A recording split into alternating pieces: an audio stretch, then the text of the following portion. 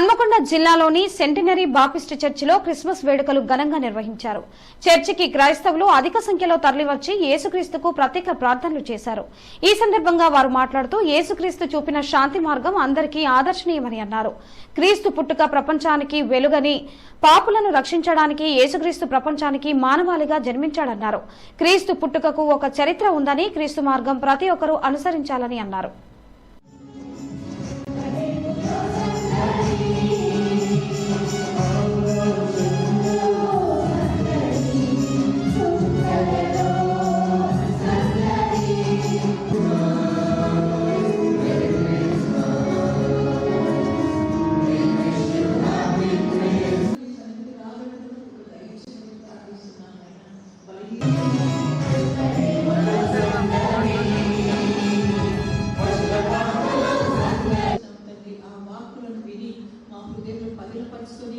తెలుసు ఈరోజు గొప్ప పర్వదినం. ఏదైతే క్రైస్తవ మతస్థులు కానివ్వండి, ప్రపంచంలో అతి పెద్ద పండుగ అంటే పర్వదినం అంటే ఈ యొక్క క్రిస్మస్. కాబట్టి నా యొక్క క్రిస్మస్ సోదరులందరికీ, నా కాన్స్టిట్యున్సీ ప్రజలకు, ప్లస్ అందరి మా వరంగల్, పాత వరంగల్ ఉమ్మడి జిల్లా వారి అందరికీ నా యొక్క హృదయపూర్వక క్రిస్మస్ శుభాకాంక్షలు చెప్తున్నాను. అలాగే ఈ పర్వదినాన్ని వారు ఎంతో పవిత్రంగా, చాలా ఆనందోత్సాహాలతో వెలుగు నింపే పండుగగా మరియు కానుకలు ఇచ్చే పండుగ వారు ఆరాధిస్తారు. కాబట్టి వారందరికీ కూడా మరొకసారి నా యొక్క హృదయపూర్వక అభినందనలు, శుభాకాంక్షలు. సెంటినరీ బాప్టిస్ట్ చర్చ్ హన్మకొండ 144 సంవత్సరాల చరిత్ర కలిగినటువంటి సంఘం. ప్రతి సంవత్సరం క్రిస్మస్ని మేము ఘనంగా జరుపుకుంటాం. ఎందుకంటే యేసుక్రీస్తు ఈ లోకానికి మానవాళి రక్షణార్థమై వచ్చి జన్మించినటువంటి రోజు క్రిస్మస్. క్రిస్మస్ అంటే క్రైస్ట్ అంటే క్రీస్తు, మాస్ అంటే ఆరాధన, అంటే క్రిస్మస్ అంటే క్రీస్తును ఆరాధించడం.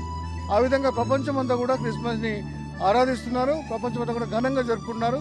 అదేవిధంగా సెంటినరీ బాప్టిస్ట్ చర్చ్ త్రినగరంలో ఉన్నటువంటి క్రైస్తవ విశ్వాసులందరూ కూడా క్రిస్మస్ని ఘనంగా జరుపుకుంటున్నారు. ఈరోజు మరి అనేక మంది, దాదాపుగా 5,000 నుండి 6,000 మంది విశ్వాసులు మా చర్చికి వస్తున్నారు.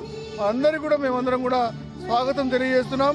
మరి అందరికీ కూడా క్రిస్మస్ శుభాకాంక్షలు త్రినగర వాసులకు కూడా మేము తెలియజేస్తున్నాం. అందరూ కూడా ఘనంగా క్రిస్మస్ జరుపుకోవాలని మేము అందరం కూడా ఆశిస్తున్నాం. మా చర్చిలో క్వైర్ పాటలతో, వాక్యంతో, మరి అనేకమైనటువంటి కార్యక్రమాలతో క్రిస్మస్ కార్యక్రమాన్ని ఘనంగా జరుపుకుంటున్నారు. Thank you very much. Christmas అంటే ఇవ్వడమే. So Christmas is all about love, giving and hope. So దేవుడు మనకేం చెప్పాడు అని అంటే it's all about giving. So ఆయన మన కోసం ఆయన ప్రాణంని పెట్టాడు, మన కోసం వచ్చాడు.